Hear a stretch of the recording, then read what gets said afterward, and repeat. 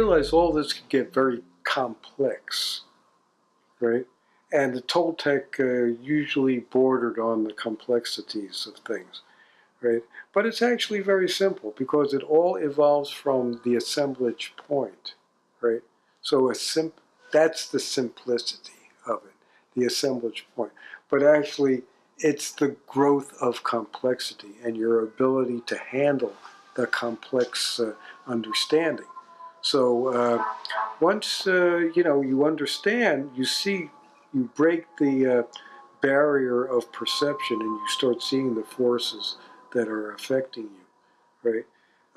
You enter into the world of energy, and you start seeing it as fluid, and you start taking a different perspective. You start seeing that you can actually be the knowing effect. You can be more of the cause too. You can learn how to withdraw and re-enter, right? So your consciousness is more fluid. It's not stuck in one place. So this is the third attention, where energy is more fluid, and you become more fluid as a result. You're starting to be more of a cause rather than an effect, right? So you're starting to learn the ins and outs of things and how you can manipulate experience for your benefit. Not not manipulate other people, right? Because that was the old seers, right? They could see the assemblage point, but they saw it as as an instrument of manipulation, that they could control other people, and they could build entities for domination and control. They had a great war with the inorganic beings, which is a vast realm, but a realm filled with knowledge and power, and so they coveted this knowledge and power, and they sought to conquer it, right? So the inorganic beings weren't very cooperative, right? And they had more knowledge and energy, and so they were able to defeat the old seers, right? And as a result, they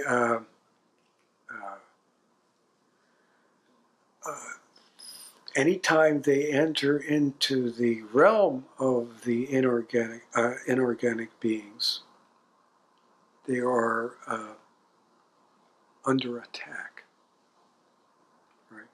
Because that's how they're kept out of that realm, right? So the process of attack is a very important thing because it teaches you how to become the new seer, how to enter the third attention, right? How to desire freedom more than manipulation. Right? That's where you get the realization of what's important. Right? So that's how the old seers were able to evolve into the new seers, by this process of attack every time they entered into the realm of the inorganic beings.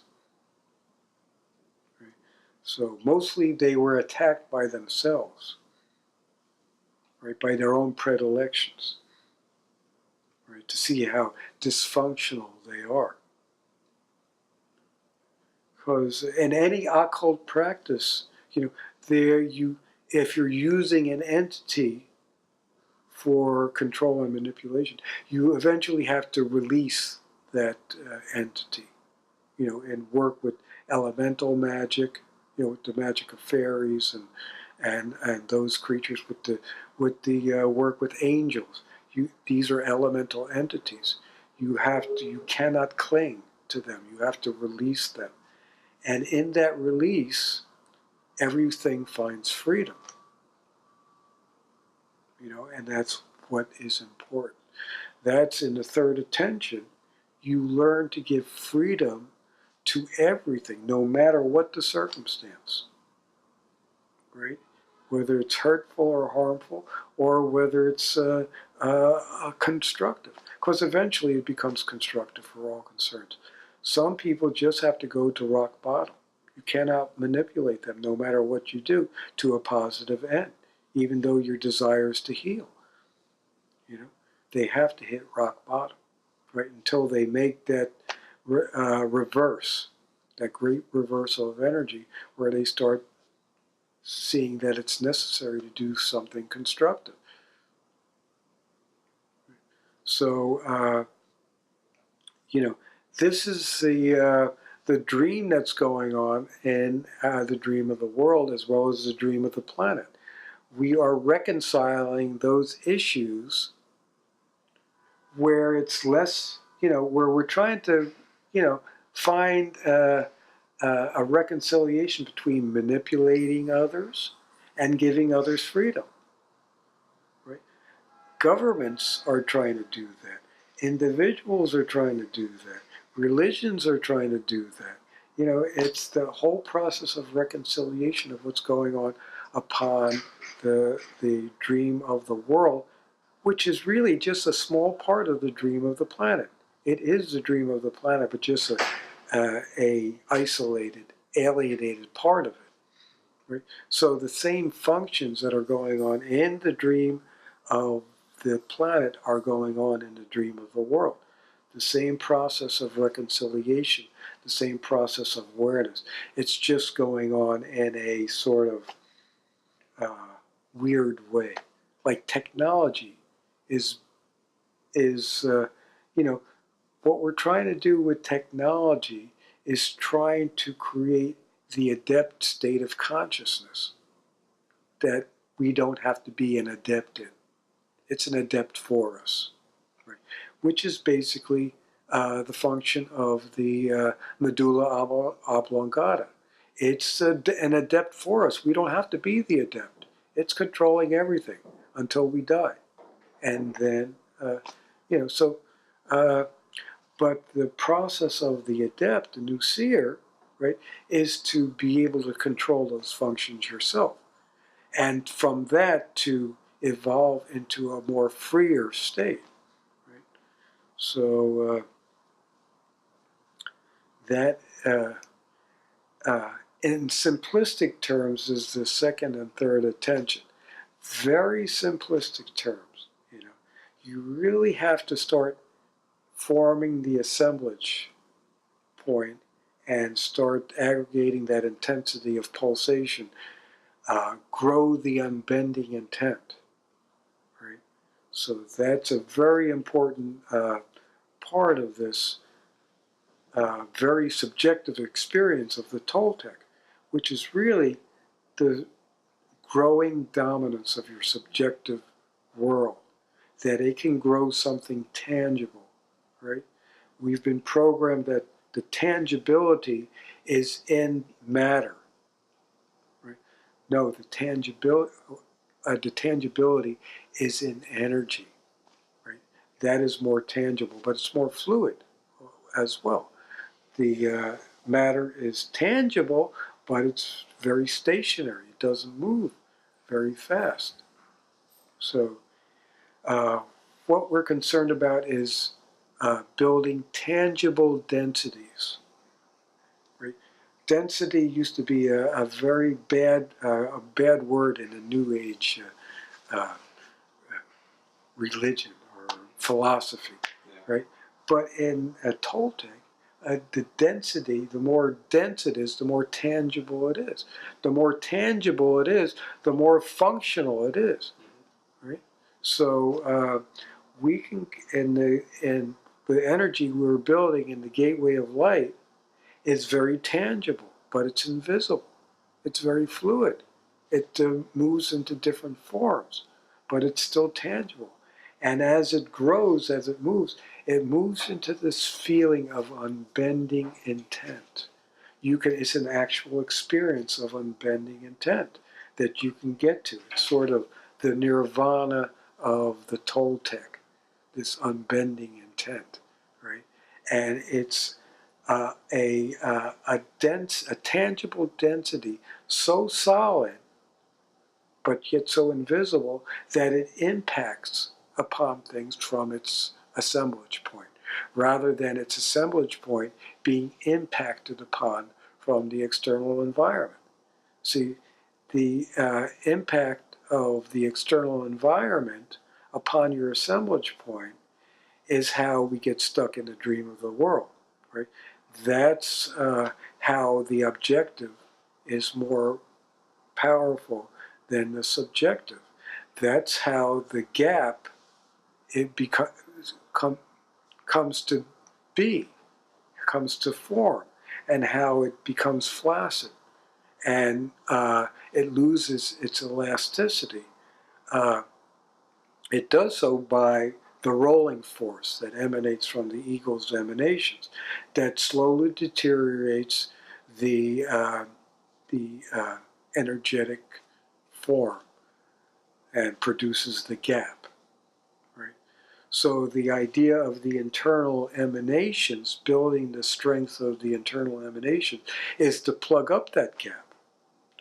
And in the Castaneda material,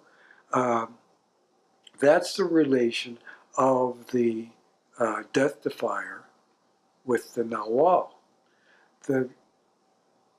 Basically, in order to get that energetic influx from the Nawal, that energetic influx of spirit from the Nawal, it's not a movement of the assemblage point, as like the old Sears is. It's the closing of the gap of the Nawal that produces the fluidity of the assemblage point, right?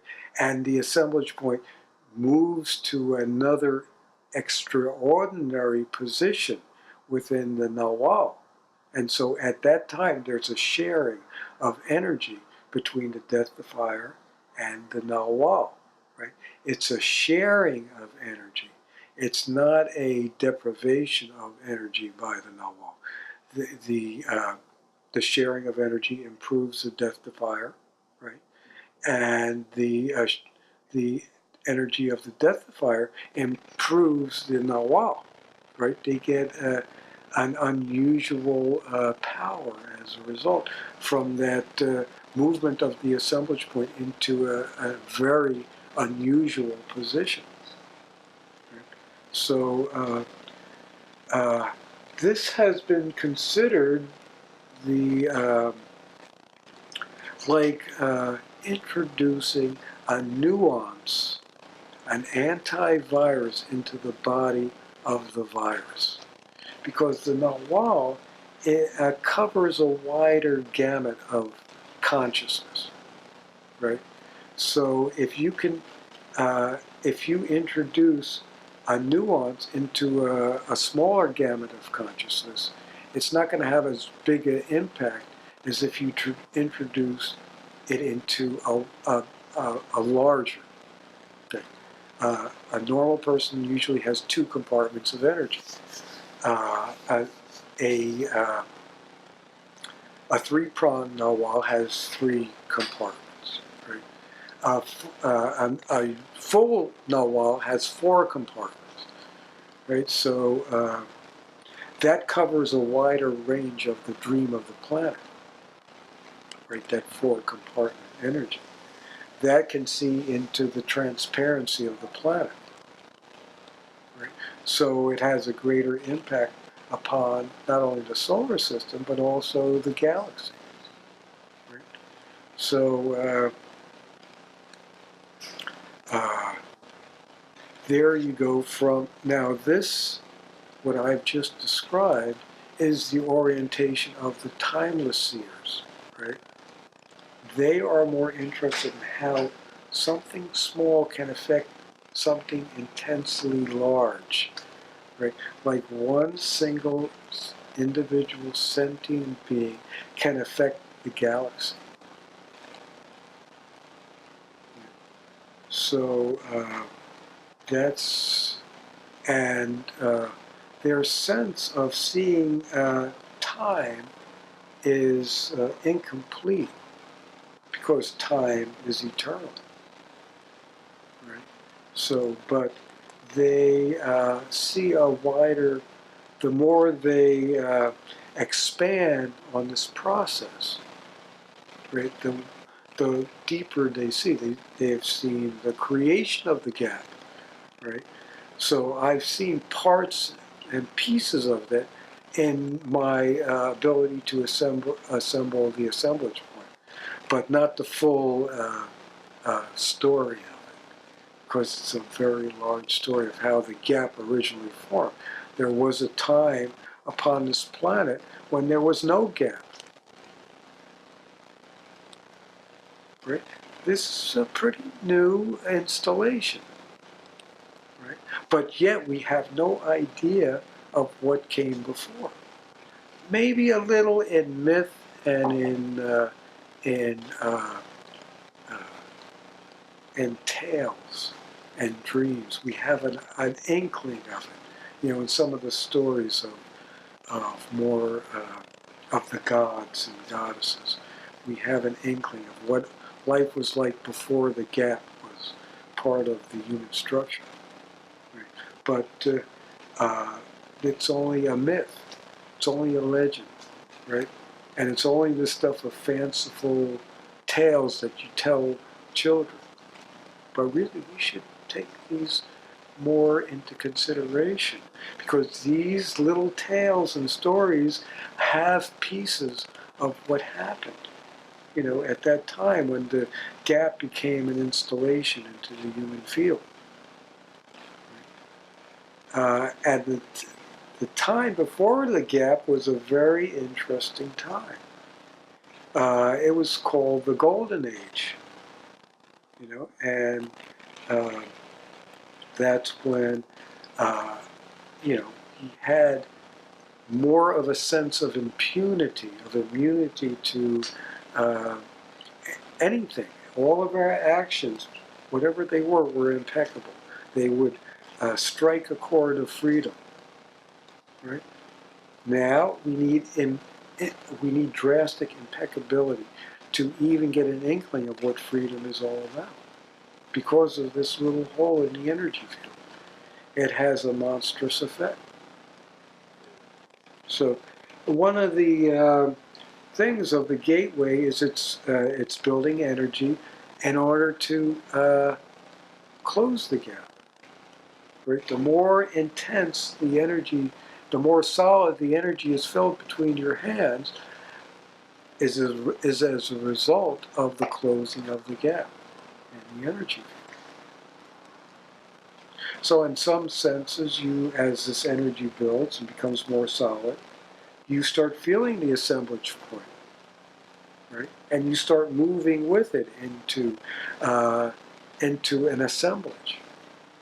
Or you start feeling the gap, and you start feeling its effects and what it's producing upon you, or its issues that have accumulated around it through the millennia.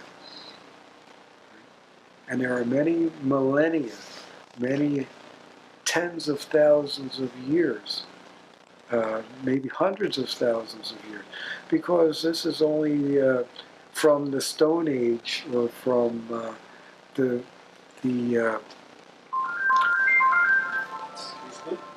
sorry, from the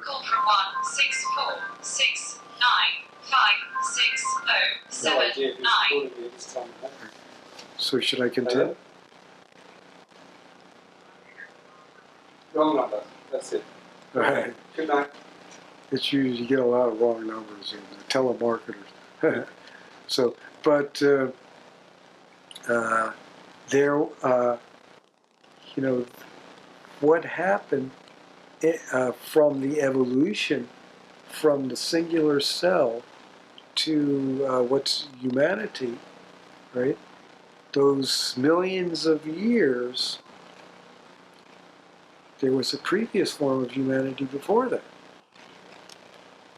It was as a result of the destructive element that cause us to go back through this process that's duplicated in the birth canal.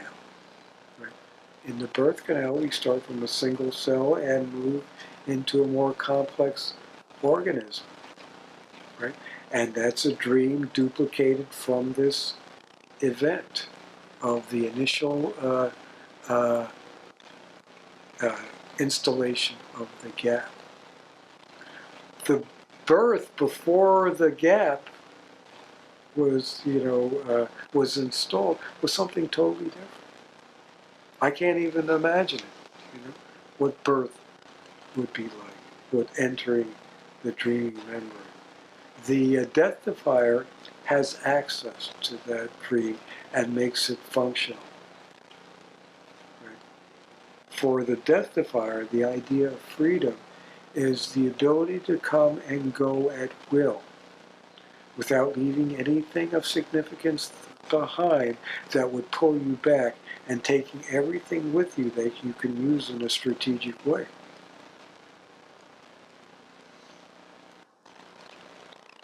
So that means you've got to be really clear of that. You've got to be very clear of attachments. So you don't want attachments. If you want to be that crisp and clean, then you want to be tangled up. To have very clear boundaries and a clear sense of definition. Or you want to reorientate your energy in a very solution-orientated way, rather than a plague-ridden way. You don't want to bring any plague with you. But that's just discordant energy that can be reconfigured. There's really nothing that is of a negative thing. You have to understand the origins of sorcery, and especially dark sorcery, which this particular world is built for the understanding of dark sorcery.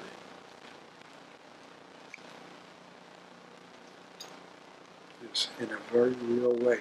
It's here to, we're here to understand the very fundamentals of dark sorcery and how it works, to either go with it or to go against it. It's your choice. Many people go with it and they find the same thing that the old seers found, right? That it's just very dysfunctional.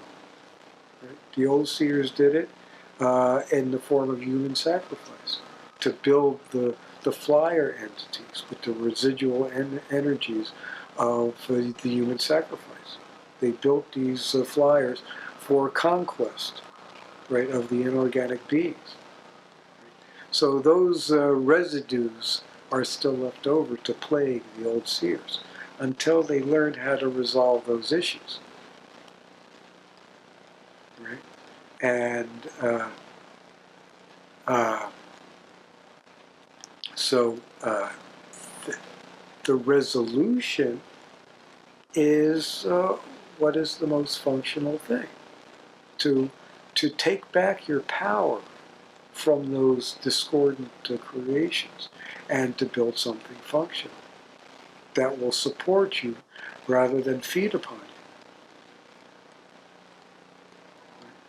So,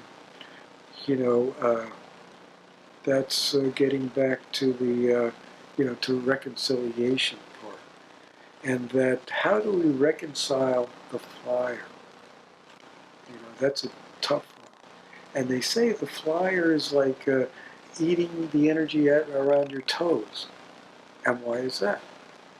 Because it's trying to pick its head up from those unresolved issues below your feet.